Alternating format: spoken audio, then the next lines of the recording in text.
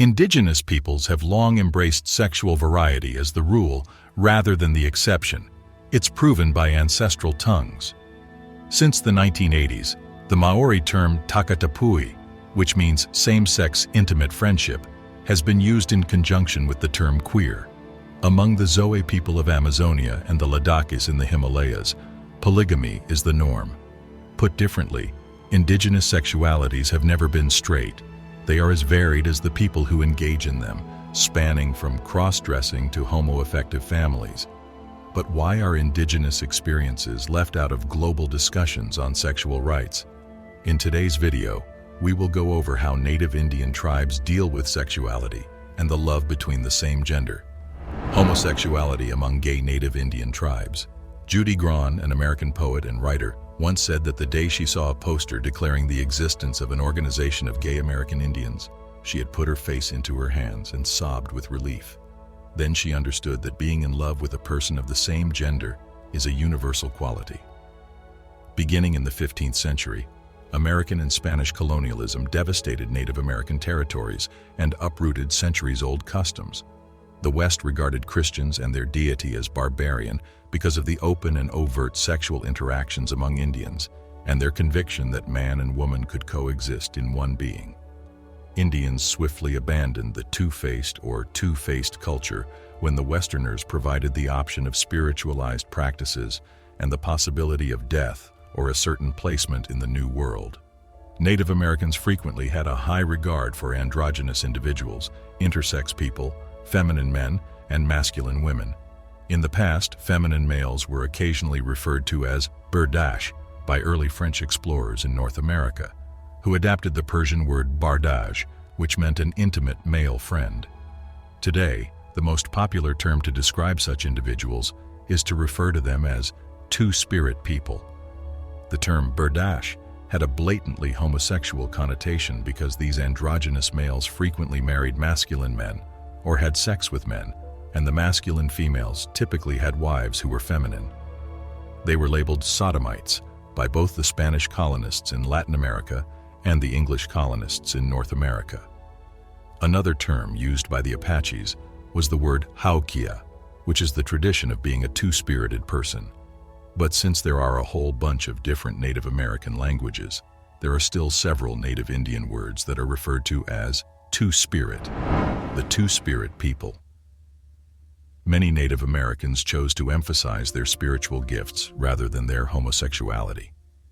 Even today, American Indian traditionalists frequently consider someone's fundamental character to be a reflection of their spirit. Androgynous or homosexual people are seen as doubly blessed because they have both the spirit of a man and the spirit of a woman, because everything that exists is believed to have originated in the spirit world. As a result, they are revered for having two spirits and regarded as having greater spiritual gifts than the typical masculine male or feminine female. Native Americans placed more emphasis on a person's spirit or character than on their physical appearance. It is more accurate to think of two-spirit people as people who adopt a gender status that is distinct from both men and women, rather than transsexuals who attempt to become the opposite sex. From slightly effeminate males or masculine females, to androgynous or transgender people, to those who completely cross-dress and behave as the other gender, this alternative gender status offers a variety of options. Native Americans place more emphasis on accepting the reality of diversity in gender and sexual identities than on trying to fit everyone into a single box. What Americans refer to as homosexuals contain distinctive cultural traits, as well as individuals who have long held social authority in ritual and history among communities around the world. The term two-spirit people refers to homosexuals, who are all unique because they contain both the masculine and the feminine, giving them a unique perspective on the world. However, American Indians continue to forbid homosexuality, even while the United States continues to accept it. The claim that America is the enemy is not unfounded. Christianity and colonization brought about the prohibition of homosexuality among American Indian tribes. The so-called two-spirited American Indians, who were formerly acknowledged as visionaries, healers, medicine peoples, nannies of orphans, and caregivers, are no longer visible to their own tribes. and continue to be dispossessed by Western Christianity. The sexually liberated beliefs of American Indians were chastised and branded primitive and at God's mercy if they did not cease immediately. Their drives for economic superiority, geographical advantage, and religious purity ended the sacred place belief of the two-spirited. Native societies respected two-spirit people for their religious beliefs as well as their practical concerns.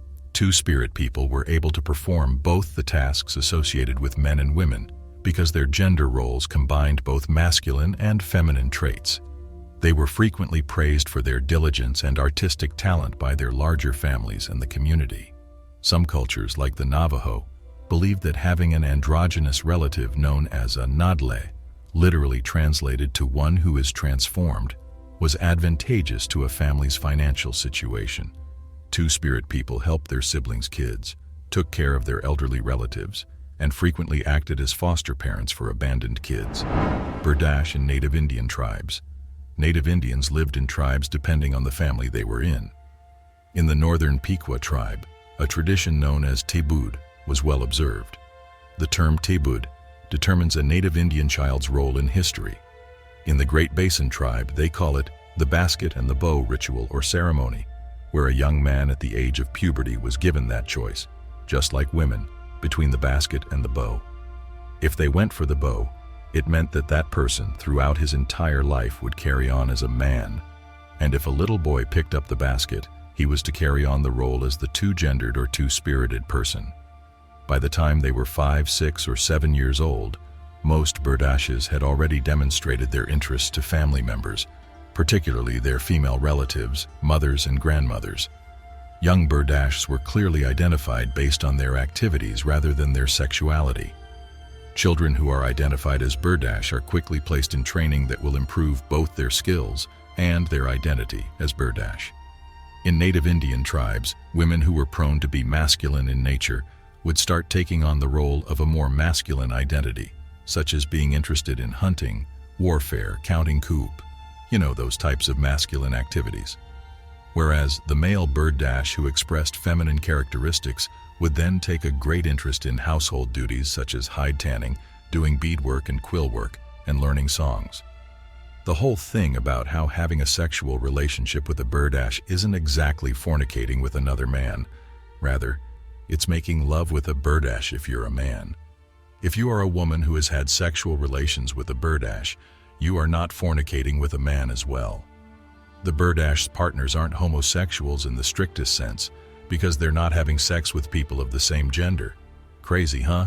Interestingly, some traditional cultures considered having an affair and fornicating with another Berdache to be improper. That behavior is thought to be unnatural. Waewa of Zuni. One remarkable Native Indian homosexual was Waewa of Zuni. Waewa lived in the late 19th century and in many ways was an exceptional Berdache who stood out in most of the traits or skills associated with Berdaches in Zuni culture. He was an accomplished artist and an expert in a variety of Zuni religious lore. He also participated in the male Kachina society, which are the masked dancers, and at the same time did domestic work, and he was an expert potter and weaver. When he died, they buried them in a normal way, dressed in his normal female clothes, but they also put male cotton trousers over his legs so that he had both male and female clothes on. Nobody at Zuni ever forgot that Waewa was a man. Native Indian tribes believed that a person can be raw, then cooked, and being raw again in his/her life. Like Waewa, he was born as a man, and they call it his raw state.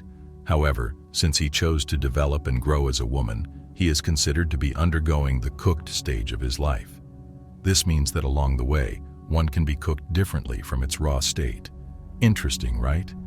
Waewa died and was buried with both male and female clothes on, but was placed on the male side of the cemetery to acknowledge that he was raw.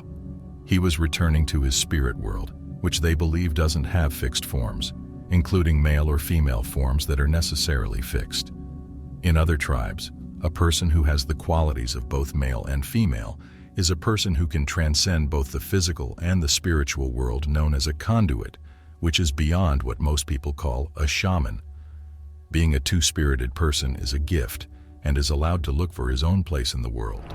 Burdak in the 20th century. Respect for same-sex relationships and androgynous people significantly decreased in the 20th century as homophobic European Christian influences spread among many Native Americans. Two-spirit people were frequently coerced into adhering to traditional gender roles by authorities, Christian missionaries, or members of their own community. Some people who struggled to fit in either went missing or killed themselves. Following the implementation of Euro-American marriage laws, same-sex unions between members of two-spirit communities and their partners were no longer recognized by the law. But as the gay and lesbian liberation movements grew and Native American Red Power cultural pride was revived in the 1960s, American Indian people began to slowly rediscover their respect for androgyny. Due to this tradition of respect, many Native American gay and lesbian activists chose the term two-spirit people over the French term Burdak to describe themselves in the 1990s.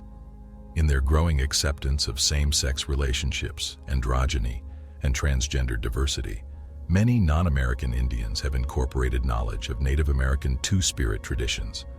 The legalization of same-sex unions has been modeled after Native American same-sex unions, and androgynous people's spiritual gifts are beginning to gain more acceptance. That's it for today's video. Make sure to give this a like and subscribe for more stories from history.